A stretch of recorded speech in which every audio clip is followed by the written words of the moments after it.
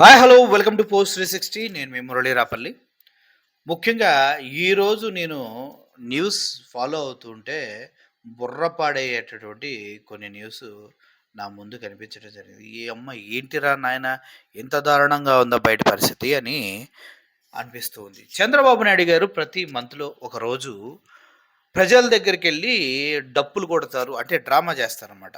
డప్పులు కొడతారు. వాళ్ళ దగ్గరికెళ్ళి ఆటో నడుపుతారు. ఆటో ఎక్కుతారు. వాళ్ళ దగ్గరికెళ్ళి దోసలేస్తారు. వాళ్ళ ఇంట్లో పాలతో టీ పెడతారు. ఇలా నానా డ్రామాల ప్రోగ్రామ్ ఒకటుంది. దాని చుట్టూ ఒక టీమే వర్క్ చేస్తది, పీఆర్ టీము. ఎందుకంటే ఆయన్ని ఎలా చూయించాలి, షాట్లు ఎలా చేయాలి, డస్ట్‌బిన్నోడు ఇటు నుంచి ఎటెళ్తే చంద్రబాబు నాయుడు గారు ఎక్కడి నుంచి ఎక్కడికొచ్చి మాట్లాడాలి. ఇదంతా ఒక ప్లానింగ్ ప్రకారం ఒక సినిమా షెడ్యూల్ లాగా నెలకి ఒక 2, 3 కోట్లు పెట్టి చంద్రబాబు నాయుడు గారు ఒక ప్రోగ్రామ్ చేస్తా ఉంటారు. అందుట్లో కటింగ్ షాప్‌కెళ్తారు, ఇంకొక దగ్గర కిరాణా షాప్‌కెళ్తారు, ఇంకో దగ్గర డ్రమ్స్ కొడితే వాళ్ళ దగ్గరికెళ్తారు, ఇంకో దగ్గర ఆటో డ్రైవర్ దగ్గరికెళ్తారు, ఇంకో దగ్గర ఎక్కడెక్కడికో వెళ్తా ఉంటారు. ఏదేదో చేస్తా ఉంటారు.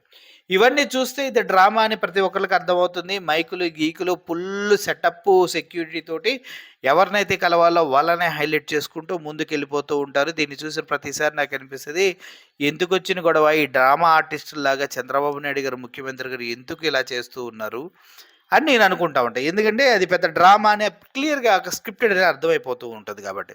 అయితే ఈ క్రమంలోనే ఒక వ్యక్తి నాకు చంద్రబాబు నాయుడు గారు ప్రామిస్ చేశారు గానీ, ఇప్పటివరకు ఏమీ ఇవ్వలేదంటూ బయటకొచ్చి మాట్లాడటం జరిగింది. అసలు ఏంటి? ఏం జరిగింది? అంటే గతంలో ఆ వ్యక్తి ఒక ప్రాబ్లమ్‌తో సఫర్ అవుతూ ఉన్నాడు. కాలికి ఏదో ప్రాబ్లమ్ అయింది. ఆ సఫర్ అవుతున్న వ్యక్తిని చంద్రబాబు నాయుడు గారు వెళ్లి కలిసారు. ఆయనకి ప్రామిస్ చేశారు, నీకు పెన్షన్ ఇప్పిస్తానని. నువ్వేం బాధపడకు, నీకు పెన్షన్ సూపర్ ఇప్పిస్తా అని చెప్పాడు. చివరికి అది జరిగి 6 నెలలు అవుతున్నా కూడా ఇప్పటి వరకు పెన్షన్ కాదు కదా, అతని వైపు తొంగి కూడా చూడలేదనమాట. సో ఈ క్రమంలో మరి చంద్రబాబు నాయుడు గారు ఎందుకు నడుచుకుంటూ వెళ్తున్నారు, ఎందుకు ప్రామిసులు చేస్తున్నారు, ఆ ప్రామిసుల్ని తీసుకున్నటువంటి వీళ్ళు అధికార యంత్రాంగం ఏం చేస్తున్నారు, ఇదనేది ఎవరికి అర్థం కాని విషయం అనమాట. ఇటువంటి విషయాల్ని మనం ముందుగా ఆలోచిస్తే రోజు రోజుకి చంద్రబాబు నాయుడు గారు ఎందుకు ఇలా డ్రామాలు చేసుకుంటూ ప్రజల్ని మోసం చేస్తూ ఉన్నాడు. అతని మాటలు వింటుంటే క్లియర్‌గా అర్థమవుతుంది, ఇదంతా ప్లాన్ ప్రకారం జరిగింది. రాబోయే రోజుల్లో చంద్రబాబు నాయుడు గారు ఈ డ్రామాల్ని ప్రజలు నిజంగా ఎవరు కూడా నమ్మరు. ఆ వ్యక్తికి కేవలం పెన్షన్ ఇవ్వడం కోసమే 6 నెలలు, 7 నెలలు తిప్పారు. అయినా స్టిల్ ఆ పర్సన్‌కి పెన్షన్ రాలేదు. అంటే అర్థం చేసుకోండి అక్కడ పరిస్థితులు ఎంత దారుణంగా ఉన్నాయో అనేది. అయితే ఈ పబ్లిసిటీ డ్రామా తోటి ఆ వికలాంగుడైన వ్యక్తికి చంద్రబాబు నాయుడు గారు చేసిన ప్రామిస్ ఏమీ జరగలేదంటూ అతను బయటకొచ్చి మాట్లాడటం జరిగింది. గతంలో చంద్రబాబు నాయుడు గారు ఆయన కలిసినప్పుడు చేసినటువంటి ప్రామిసు, ఇంకా న్యాయం జరగలేదు నాకంటూ ఆయన నడి రోడ్డు పైన ఫ్లెక్సీ పట్టుకొని నుంచున్నటువంటి వీడియోలు చూస్తూ ఉంటే చాలా చాలా బాధేసింది. ఈ డ్రామాలు ఎందుకు సార్? మనుషులకి ఏమైనా హెల్ప్ చేయాలంటే మీరు చెప్పిన ముఖ్యమంత్రి హోదాలో ఉండి మీరు చెప్పిన తర్వాత కూడా 6 నెలల వరకు వికలాంగుడైన వ్యక్తికి కనీసం పెన్షన్ ఇప్పించలేదు అంటే, అది మీరు వెళ్ళి చెప్పి మీరు మాట్లాడిన డ్రామా ప్రోగ్రాంలో మీరు చేసే 2 కోట్ల ఖర్చుకి ఆయన జీవితాంతం కూడా ఆయనకి పెన్షన్ ఇస్తే 4,000 5,000 సంవత్సరానికి 48,000, అది 6,000 వేసుకుంటే 72,000. ఈ 72,000 ఆయన జీవితాంతం బ్రతికినా మహా అయితే ఒక 20 సంవత్సరాలు బతుకుతున్నా కూడా అంతకన్నా ఎక్కువ కాదు కదా. మరి అటువంటప్పుడు అతనికి పెన్షన్ ఇవ్వడానికి మీకేంటి ప్రాబ్లం?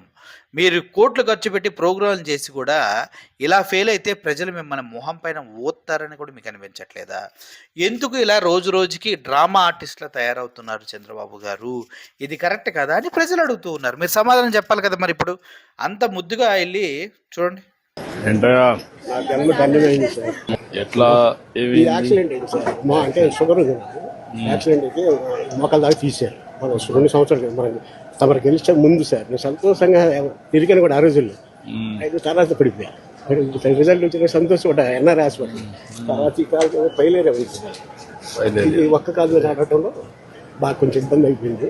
ఇల్లు చాలా కావాలి. ఇదొకటి ఉమ్. జీవనోపాధి ఇది ఉంది సార్. మరి దయ నా మీద ఉంది చాలా. అవి 3 చేస్తాం. అలాగే సార్. ఇంతవరకు ఇప్పుడు దీపావళి రోజు హామీ ఇచ్చారు. ఇప్పుడు దీపావళి వెళ్ళిపోయి 5 నెలలు 4 నెలలు అవుతుంది. ఇంట్లో ఉన్నాను కానీ అక్కడికి వెళ్ళినా ఏమన్నారు? ఏమని చెప్పారా? ఏమంటారు, మీకు మెసేజ్ ఇస్తాం. ఎవరిని కలవమన్నారు అసలు సీఎం గారు? సీఎం గారు ఆ రోజు వెనక ఆఫీసర్లు అందరూ ఉన్నారు. మరి వారికి చెప్పారేమో అనేసి నేను కూడా మరి వారిని మనం హామీ ఏమి ఇచ్చారు? అన్ని పెన్షన్, ఇల్లు అన్నీ ఇస్తాన్నారా? ఇల్లు జీవనోపాధి 3 చూపిస్తానన్నారు. సరే సార్, మేము అప్పుడు మావిడ నేను ముసలి ఇద్దరం ఉన్నాం సార్. అప్పటి నుంచి ఇప్పటికి పెడతాకి ఎవరు రాలేదు మీ ఇంటికి అధికారులు? అసలు నేను తిరుగుతున్నా. మీరు ఈ తిరుగుతున్నారు? ప్రజా ఫిర్యాదులకి 4 సార్లు పెట్టా కాగితాలు, అయినా కూడా 4 సార్లు పెట్టారు. సీఎం గారు హామీ ఇస్తే కొండంత బలం అనుకున్నాము, పట్టించుకునే నాదుడు కూడా పట్టించుకోలేదు. ఆయన చెప్పెళ్ళిన తర్వాత లాస్ట్ ఎప్పుడు ఆయన దీపావళికి హామీ ఇచ్చాడు. దీపావళి ఎప్పుడు వెళ్ళిపోయింది? 5-6 నెలలు అవుతుంది. ఇప్పటి వరకు అతనికి న్యాయం జరగలేదు. అది చంద్రబాబు నాయుడు గారికి ఉన్న వాల్యూ, ఆయన మాటకున్న వాల్యూ, అక్కడ అధికారులు చేసినటువంటి నిర్వాకం. నిజంగా చెప్పండి, చంద్రబాబు నాయుడు గారు రోజు ప్రజల దగ్గరికి వెళ్ళి చేస్తున్నది డ్రామానా కాదా? ఇది చూసిన తర్వాత పాపం ఈ దుర్గారావు మళ్ళీ ఆ కాళ్ళు కనుక చూసినట్లయితే చాలా దారుణంగా ఉన్నాయి. అర్థం చేసుకోండి, డ్రామాలు పనికిరావు మనకి. అలాగే జయము జయము చంద్రన్న అని పాటలు పాడినంత మాత్రాన, ఇలా రోడ్ల మీదకి వెళ్ళి డ్రామాలు చేసినంత మాత్రాన ఓట్లు పడతాయి అనుకోవటం చాలా పిచ్చితనం, అవివేకం. ఈ ప్రోగ్రాం కోసం కోట్లు కోట్లు ఖర్చు పెట్టి కెమెరా టీంని, అసలు ప్రత్యేకంగా ఆయన వెళ్ళే ముందు ఫస్ట్ అక్కడ రీసెర్చ్ టీంని, వీళ్ళందరినీ పట్టుకొని, ఒక దివ్యాంగుని పట్టుకొని ఆయనతో మాట్లాడించాలి. ఇది డ్రామా స్క్రిప్ట్, ఒక రోజు షెడ్యూలు, 2 రోజులు షెడ్యూల్ మొత్తం ప్లాన్ చేయటం వెనక ఏదో ఊడబడుద్దాం అనుకుంటూ ఉన్నారు. కానీ దీనివల్ల జరిగేదేమీ లేదంటూ కళ్ళ ఎదుటుగా సాక్ష్యంగా కనిపిస్తున్నటువంటి వ్యక్తి జూపూడి దుర్గారావు. అర్థమైంది కదా? ఇప్పటి వరకు నిజంగా ఒకసారి వెనక్కి వెళ్ళండి. వెనక్కి వెళ్తే ఎంతమందితో మాట్లాడారో అంతమందికి కూడా ఏది అయి ఉండదు. చివరికి జాబ్ అడిగితే ఆటో ఇవ్వండి అన్నారంటూ వచ్చిన వార్తలను కూడా మేము ఖండించాము. ఎందుకంటే మా అబ్బాయి డిగ్రీ అయిపోయింది, జాబ్ ఇవ్వండి అని అడిగితే నెక్స్ట్ డే వేరే వ్యక్తికి చెప్పిన ఆన్సర్ని ఆటో కొనివ్వండి అన్న ఆన్సర్ని రెండిటికి మిక్స్ చేసి మిస్ మ్యాచ్ చేశారు. అప్పుడు కూడా చంద్రబాబు నాయుడు గారు తప్పు మాట్లాడలేదు. ఆటో కొనివ్వమండి అని చెప్పిన వ్యక్తి వేరు. అదేవిధంగా ఇక్కడ వాళ్ళ కొడుక్కి జాబు ఇస్తానో ఇవ్వలేదన్న విషయాన్ని కన్ఫర్మ్ చేయలేదు చంద్రబాబు నాయుడు గారిని మేము ప్రతిఘటించాం. కానీ ఇక్కడ జరిగిన అన్యాయాన్ని మాత్రం ప్రశ్నించకపోతే తప్పు. కంపల్సరిగా ఎవరైతే దుర్గారావు గారు ఉన్నారో, జూపూడి దుర్గారావు గారు, చంద్రబాబు నాయుడు గారే స్వయంగా వెళ్ళి వాళ్ళకి ఆ 3 నెరవేరుస్తా అన్నారు. వాళ్ళ జీవనోపాధి ఏవో అమ్ముకుంటూ బ్రతుకుతూ ఉన్నారు. అతనికి పెన్షన్ రావాల్సిన అవసరం ఉంది, అది ఇప్పటి వరకు రాలేదు. ఇల్లు కూడా లేదని చెప్తూ ఉన్నారు, అది కూడా కట్టిస్తా అన్నారు. ఏమీ చేయకుండా మీరు వెళ్ళి ఏమి లాభం సార్ అని ప్రశ్నించాలని ఉంది. మరి ప్రశ్నిద్దామా వద్దా? ప్రశ్నిస్తే పోయేదేమి లేదురా, మహా అయితే విషయం అందరికీ తెలుస్తుంది. కాబట్టి ప్రశ్న ఆగదు, ఎవడు ఆపినా ఆగేది లేదు. సో మీరు కూడా అర్థం చేసుకోవాలని కోరుకుంటూ సెలవు తీసుకున్నాను. Thank you for watching this video. Murali signing off.